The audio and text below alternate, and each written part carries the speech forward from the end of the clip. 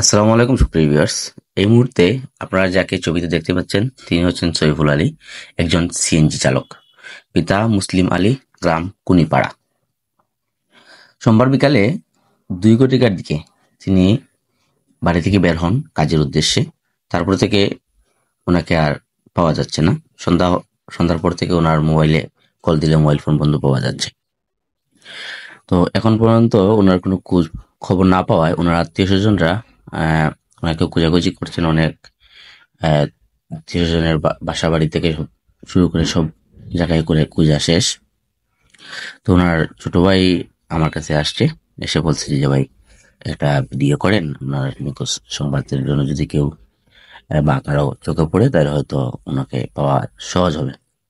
তো আপনারা যারা ওনাকে দেখবেন বা চিনে থাকবেন, আর যদি চোখে পড়ে তাহলে অবশ্যই উপরে দেওয়া নাম্বারে ওনার সাথে একটু যোগাযোগ করে নেবেন। ওনার ভাই, ছোট ভাই, ওনার নাম হচ্ছে আহল আলী।